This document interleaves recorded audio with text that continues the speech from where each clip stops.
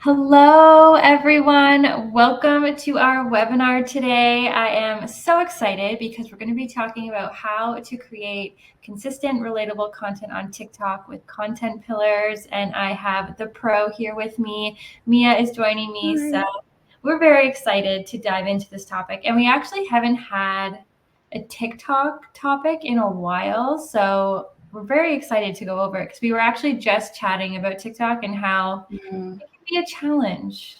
It can, definitely. It is. So we're very excited to go over everything. And yes, I see everyone already knows what I'm going to say. So I love it. Let me know where you are joining from. I love to see where everyone is based. So let me see here. Okay, Jen, it's hot and humid where you are as well. We were just discussing how it's very hot. We both are as well. So I guess everywhere is just experiencing this right now. So that's good. Katrina, hi from Hamilton. That's where I am. I am also in Hamilton. So shout out Hamilton. Cloudy in Toronto. Yeah, it's actually a bit sunny here right now, but it's like on and off. It keeps getting cloudy, but humid in Halifax too. Okay, so we're just humid all over the world. So nice. I love that we're all experiencing the same thing. Awesome. Okay, well, keep sharing in the chat where you are joining from, and I will go over a few housekeeping items. All right. So if you found this webinar maybe on LinkedIn or maybe someone sent it to you and you're not quite sure what HeyOrca is, we are a social media management tool for teams and agencies. So we're here to assist you with all of your social media scheduling needs. And my favorite part is that we have unlimited users. So super nice that your whole team can be on there. You don't have to pick certain people because you have to pay more for more users. So we love that. And then if you want to follow us on social, it's at HeyOrca on all social platforms. So definitely check us out. And I want to shout out Natalie and Jessica in the chat. We actually have a social media campaign going on right now about our community benchmark report. So if you want to know more about what that is, definitely head over to our Instagram and check it out because it is very interesting. There's some cool stats being released. So definitely check it out. And we will do a quick round of intros. So my name is Alyssa, and I'm a community strategist here at HeyOrca. So I work on our webinars, our newsletter, Facebook group, all that kind of stuff. And I will pass it over to our special guest. Perfect. So my name's Mia, and I'm a marketing executive from Creative Pod, who is a marketing agency over in the UK. So I deal with a variety of clients in different industries, and I do specialise in TikTok as well, which is what we'll hear about today. Awesome. And we're so excited to have you. We always love when we can collaborate with Creative Pod. So very excited. And Lyle just put Mia's LinkedIn in the chat if you want to connect with her. And then also the Creative Pod website if you want to check out more about them. So definitely give that a look.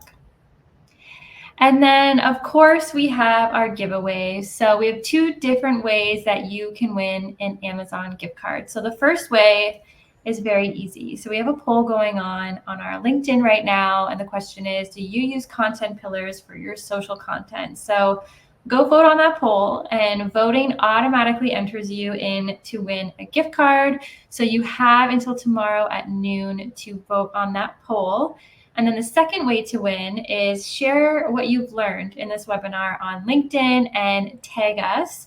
And you're automatically entered for the second Amazon gift card. So since creating a LinkedIn post does take a little bit more time than voting on a poll, we do have this contest open until Tuesday. So you have a few days to get your post up.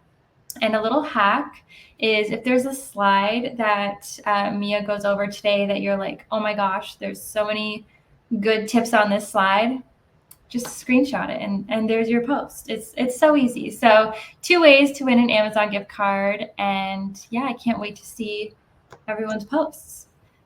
But that is everything on my end. So I am going to get Mia's slides up here today. and she is going to take us through content pillars. I'm so excited. Perfect. I'm super excited as well. And thank you everyone so much for signing up. So today, as you all know, we're going to be talking all about content pillars and especially how within them to create consistent and reliable content. So a little overview about what we will be going through today in this webinar. So we'll be doing an overall introduction to content pillars, why they matter, how they build effective pillars. We'll go through some real world example, also some tools and templates that you can use. And then at the end, there will be a Q&A for any questions, but also feel free to ask any as I go throughout as well. So starting off, what are content pillars? I feel like this is a question a lot of people ask, and it's a bit of a confusing term that people don't really know the actual definition. So the actual definition is it's the strategic themes that organise and guide your brand's content creation, which is especially important when TikTok is quite an overwhelming platform and there's so much content coming in that you don't know how to break it down. So I'm going to go through some of the key benefits of using content pillars in your TikTok strategy. So number one is consistency. This is just so that your message stays focused across all platforms. So whether that be your TikTok, Instagram, Facebook, etc., it's just staying consistent. Number two is efficiency. So this allows you to plan and repurpose your content with ease as it will be super organized in the pillars. Number three is audience alignment. So that is speaking directly to your ideal audience. So these content pillars help you stay targeting your audience and you're not sort of pushing out content just because it's trending if it's not relevant to your brand. Number four is authority building. So this is becoming the go-to source in your niche and you're really posting out content that is super relevant. And then finally, SEO and discoverability. So content pillars really help with the structured themes that support better ranking and engagement as it is all super relevant. Yeah, I love with content pillars that I feel like it saves you time. Like when you're content, you don't have to, fully start from scratch in a sense. Like, yeah, I love your point about efficiency. Like it can really save time. And I do want to mention, Robin says in the chat, thank you for sharing your knowledge, Mia. So everyone is really excited. Brilliant. Yeah, they just help you become super organized and efficient, as obviously we all know as social media managers, we've got a lot on our plates. So to be as efficient as you can is obviously super beneficial. So in terms of the content pillar framework, how does it work? So I have picked 5 sort of content pillars that are quite general and can be used for most industries. Obviously, there are quite a few more than just these, but these are just some examples. So the first pillar being education. And then within the main pillar, there then falls underneath topics. So under education, we've got tips, how-tos and explainers as an example. And then the next pillar being a behind the scenes one. So this could be posting about culture, office life, team life, all of the behind the scenes. And then another pillar is community. So here you can be posting all about your UGC, events that go on at your business, and also testimonials from customers. And then content pillar number 4 is all around promotion. So this can be products, services on offer, flash sales and launches. And then the next one is a value pillar. So this is all about your company's mission, beliefs, and then your CRS, which is your corporate social responsibility. So this is a great start if you don't know what pillars or your brand is just quite varied. These are some great basics to put in your mix. In terms of goals for your content pillars, what do you want your content pillars to help you achieve? So number 1 being to clarify your messaging. You want to define what you want your brand to be known for. This will help you set those pillars. Number 2 is to plan ahead, which we spoke about earlier. So it's a lot easier to organise your calendars and create a batch content when you have that content in mind and it's pre-planned in your pillars, and you're not just randomly posting just from any sort of content that you see on TikTok. The next goal is to boost engagement, which is obviously what we want. This is because you're creating content that actually resonates with your audience. And again, you're not just posting content for the sake of it or just to hop on the end of a trend. You're actually posting content that people are really going to resonate with. And then number 4, which often gets overlooked, but it is very important, is avoiding burnout. TikTok is overwhelming. Like, there's so much content and it's changing all the time, and it's easy for a social media manager to get burnt out if they're managing TikTok as well. So using content pillars helps you reduce that, because you're adapting and reinventing the wheel and just being more organized. So it can help you from not getting overwhelmed. So how do you identify your content pillars for your brand is the next section. So you will ultimately start with your brand values, customer needs, and then your business goals. So I've put together a little strategy that you can follow in order to set these pillars for your brand, depending on your industry. So number 1, choose your pillars. I would recommend between 3 and 5 core themes that reflect your brand and audience needs. So for example, this could be education, community, behind the scenes, values, and promotions. Those could be your 5 pillars. And then within these pillars, you need 4 to 6 topics or FAQs that your audience actually cares about. So for example, with that, in your education pillar, underneath the topics could be how-to guides, industry myths, and quick tips. And then to refine it even further, when you're looking at those topics, if you were to just pick one, how do you repurpose that to be posted on TikTok? So if we take the industry myths one, for example, from the education pillar, this can be broken down into many forms of content on TikTok, and I've listed some examples there. So number 1 is a quick talking head myth busting video. Number 2 is doing a duet or sit reacting to a common misconception. Number 3 is text overlay explainer with trending audio. Number 4 is behind the scenes or blooper versions of the myth. And number 5 is a comment reply video to audience questions. So this is an easy way to break down the content to make it much more simple, but you're still getting a lot of content out there. Breaking it down this way just makes it much less overwhelming, and you're really getting to know your audience as well. I love that slide because I feel like there is so much on it. Like, this is a good slide to screenshot, I would say, to anyone who wants to. But we did have a question in the chat. It's just about rewatching this in the future. Yes, this is being recorded. So if you do want to go back on it and rewatch certain things, you will be able to. But I had one quick question. So when you are making a video for a client under one of their content pillars, and that video is being posted on TikTok and Instagram, are there certain things that you're changing between those 2 videos, or it could be the same video? Like, is there anything that for TikTok specifically you would maybe like add in? Yeah, so you obviously need to look at your audiences on each different platform, because depending on the brand, your audience can change. Your audience on TikTok compared to LinkedIn may be completely different. So it is just down to a bit of trial and error, looking at the statistics and the analytics just to see what that age bracket is, the sort of industries they're working in, how people are engaging with it, doing a bit of test and trial, and then picking down what you've learned. And yeah, some brands it will be the exact same, but others it will be different. It is just a bit of trial and error.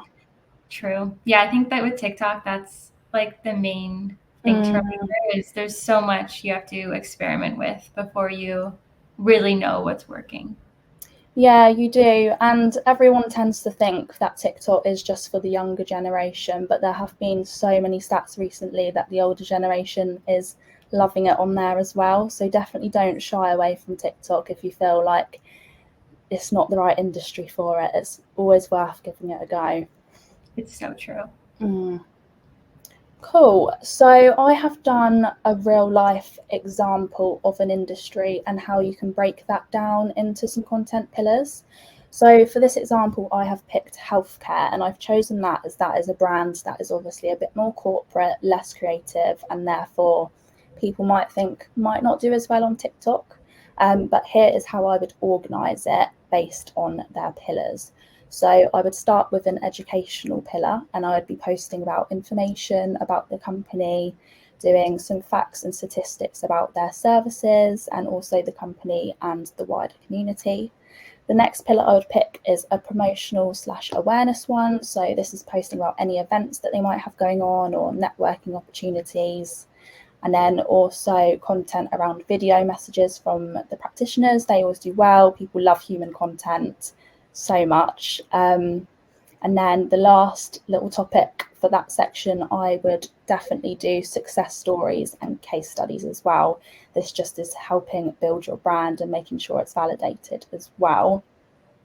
The next pillar I would pick for a healthcare industry is technical.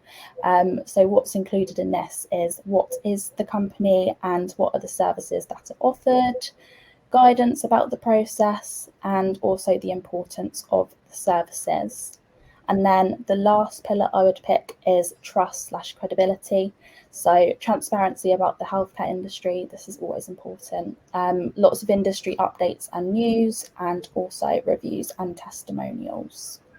I love that you chose healthcare because I think there's so many brands that are similar to healthcare that like might feel a little bit more corporate and like, oh, I can't go on TikTok. Like, what am I supposed to post on TikTok with this being my industry? But I love how you show that you can be in a like more boring industry and still be able to go on TikTok and make it fun and relatable. And I want to ask the chat, is anyone here in healthcare? Because if you are, you should definitely screenshot this because these are some very good pillars. Yeah, that's a great point. To be honest, sometimes the more boring industries actually thrive on TikTok because people really don't expect it and they find it hilarious when you get sort of technicians and people doing the trends and stuff. So it is definitely worth pitching to your clients or giving it a go if you work in the industry. It's so true. So for this next slide, I have picked some real world brand examples. So I've picked 3 brands that hopefully you all know, and they are all quite different from each other. So we have Glossier, which is a makeup brand, and the content pillars that they use are product education, customer stories, brand values, and aesthetic inspiration. This is what works for them. They've tested and trialed it. The next one is Duolingo, which I'm all sure that you've seen their amazing marketing strategy. They are so funny on TikTok. If you haven't seen them, go and give them a watch. Whoever's behind their marketing is doing brilliant. So they focus on language tips, user milestones, behind the scenes, and of course memes, which we all know. And then the last one is HubSpot. So this is your CRM, and they post all around marketing tips for leadership, case studies, and also product tutorials. Cool. So this next slide is all about the toolkit that you need when creating TikTok and those pillars for TikTok. This is what I personally use and I think works well. You don't need to use this for every video, but it just helps put that plan in place and stops the burnout. So number 1 is using a planning tool like Notion. So I use this for the initial brainstorm and content planning. So I will put my content pillars in here and draft the ideas. Once I have that planned, I will move it over to a Google Sheet where I will create either a weekly or monthly content calendar for TikTok for my clients, and I will just put in all the video ideas so I know what is going out when and where, so it's super organized. Then when it comes to editing the video, I personally use CapCut, so I think this works best. So I pop it in there and edit it. And then next, of course, I use HeyOrca. So I do all my social scheduling in there, and also it's great to see it in the calendar as well, all laid out nice and neat. And then this next step as well, I will run through my copy for the TikTok through ChatGPT and see if they can make it sound any better or add any better hashtags that are going to fit my audience as well. So these 5 work well for me. I love it. And we have a few comments in the chat about CapCut. So I know CapCut recently changed some of their privacy policies. I haven't fully read about it. So everyone in the chat who knows more about it, definitely pop it in there. But I think it has something to do with they now own your content or something like that. They can use it for other things. So I know people are talking about that a lot right now. When I think that was announced a few days ago. But yeah, it's sad because I do love CapCut. No, it's annoying, isn't it? As soon as I saw that, I was like, oh no. So maybe we'll have to look into swapping over to something else as well. Yeah. And yeah, some people say edits. Have you tried edits yet for Instagram? I have, yes, the Instagram one. I like that as well. I'm just so used to CapCut. All my client videos are in there, but I might have to transition over, especially after all of this news as well. I know, yeah. It's hard to switch with a video editing platform because yeah, you get so used to it and like, you get so fast with it, and then you're like, oh, I don't want to learn a new one. I know. Yeah. I'll have to do some testing and trialing, I think. But yes, this is just a guide. Video editing, there's obviously so many different tools you can use. They all do similar things, but yes. Cool. So in terms of timeline, I have set this to 6 months, but obviously you can change this depending on your strategy. So this could be weekly, but this is sort of the order that I would follow when implementing your content pillars. So obviously, firstly, starting off by identifying your brand's themes, then going into creating those pillars and content buckets, then building the content library and scheduling the content. Then this one's really important, is to test and adjust your content based on the data. So this is how you're going to find out what's performing, which content pillars are working, seeing if it's resonating with TikTok and implementing that in your strategy. Then I would expand into multi-channel strategies. So if you're just on TikTok, maybe expand to Reels, YouTube Shorts, test and see where your audience is. And then finally, review and refine to see what is working for your brand. And that is it. Thank you so much for listening. And of course, if you have any questions at all, pop it in the chat. But this is all recorded in case you need to go back on anything at all. But thank you. Yes, thank you so much. This was very, very helpful. And we do have a few questions here. So what pillars would you recommend if someone was in arts and culture? Ideas of what they could use. Yeah, personally, I would recommend education. It's obviously important people know what the brand is about. Then creativity, so that is sort of showcasing the work, all of that fun stuff as well. Then I do sort of a client or testimonial pillar, just to see people sharing the work and posting about it. And then also if you have any influencers and that sort of thing as well. But with industries like that, they're quite varied. It's worth testing and trialing, but those 3 I would definitely use. Awesome. I love that. Nice. And another question is, how would you recommend coming up with a first video to post on TikTok? Like, is there a strategy if you're just starting out, or just put whatever you want up there? Yeah, so when you're setting up a TikTok for a new client or yourself, make sure you have lots of content in the bank. Don't just have one video and post it and then have to think about the next. That's quite stressful. You want to have the TikTok in mind, go out, do a content day, get lots of content together so that you've got enough to post, so that you can just post these out once a week, once a day, whatever you're doing it, but make sure you have enough content ready for your plan so that you're not getting overwhelmed or stressed. And in terms of the video content, first video, always maybe an introduction to your brand or a meet the team, what your brand is about, that sort of thing, just so that your audience know who you are, and if anyone's hopping on your account, they can scroll down and see. Love that. Love that. I love the point of making sure you have a bank of a bunch of videos before you even start, because you don't want to put one out there and then wait a really long time until you put the next one. So I love that. And then Sarah asked, how often should we be posting on TikTok to stay on the FYP? Yeah, this is a great question, and it's one a lot of people ask. I'd say the better, the more the better. Yeah. So you want to be getting as much content out there as you can. TikTok's algorithm is very much based on consistent content, but obviously this content needs to be relevant to your brand as well. So you don't want to just be putting out any old content. Make sure it's relevant, and if you're restricted on time, one a week is fine if it's relevant. But if that is your full-time job, to be posting TikToks as many as you can. But that is also why it's great to have lots in the bank, so that you can just rule them out rather than waiting a week for the next one. But yeah, the more the better. Love that. It's true. With TikTok, it's just like consistency is key. So whether that be once a week, twice a week, whatever works for your workflow, just keeping it consistent is perfect. I think I saw a question here about hashtags.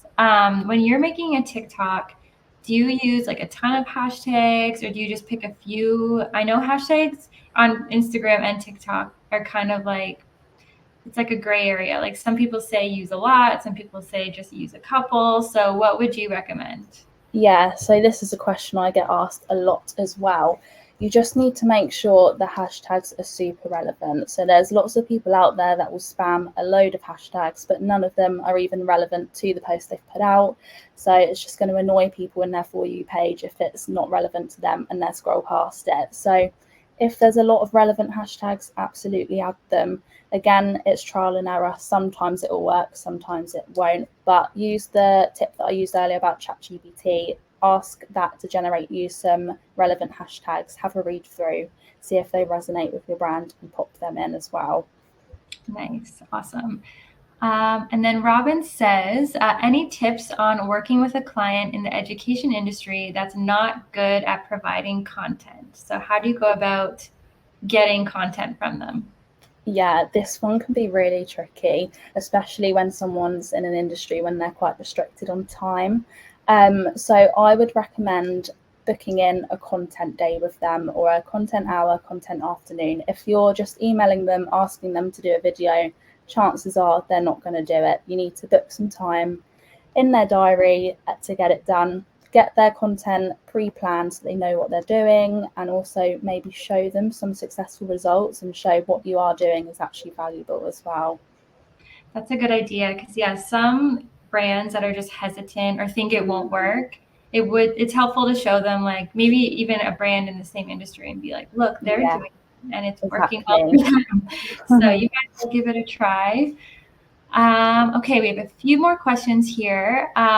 So Nikki says, should you have a pillar that is trend reaction? I'm finding hopping trends is so invaluable, even if it's irrelevant to the given industry. So would you say like a content pillar should be trend reaction, or that's just something that's like added on?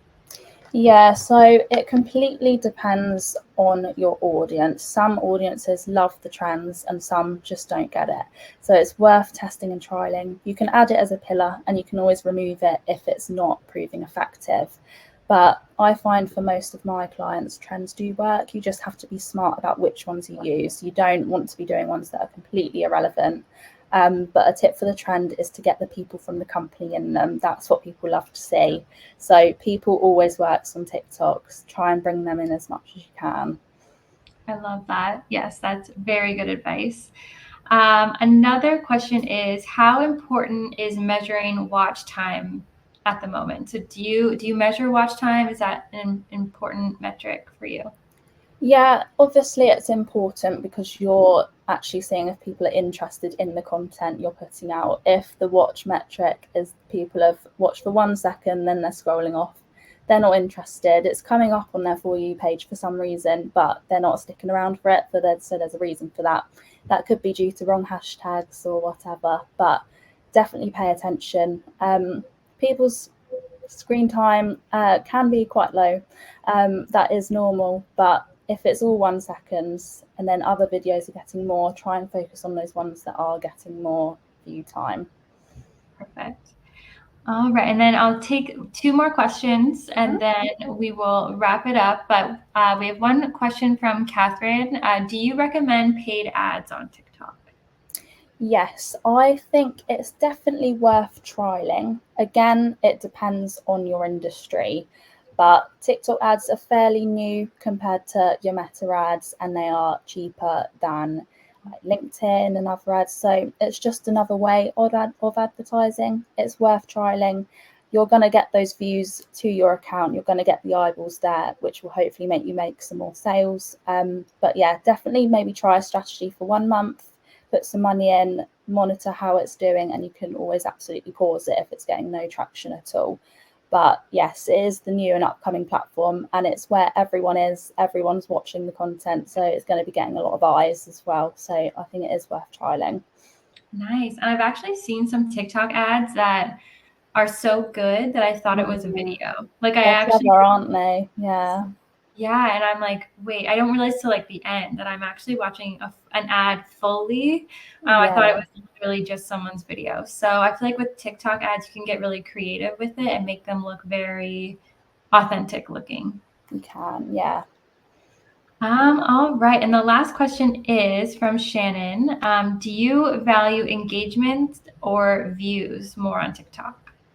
I definitely would value engagements more because the views aren't always authentic. Like I said earlier, the videos can just get pushed out to For You pages due to hashtags, but that's not always relevant to your audience. People that are engaging with the post, so whether they're liking, commenting, sharing, they're actually interested in that content and are interested in your brand. So yes, definitely engagements.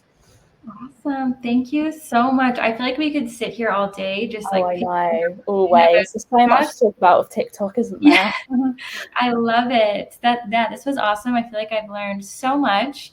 And if anyone wants us to explore more TikTok topics, definitely let me know. A survey goes out at the end of the webinar, and there's a little section where you can type. So if you have any TikTok topics that you want to see us highlight, write it in there, and we'll definitely get it on our calendar. But thank you so much, Mia, for joining us. This was very insightful. We loved it. And thank you, everyone, so much for all of your really good questions and comments in the chat. Thank you, everyone. Yeah, this has been great. Thank you so much. All right, everyone, have a great rest of your Thursday and have a good weekend. See you later. Bye.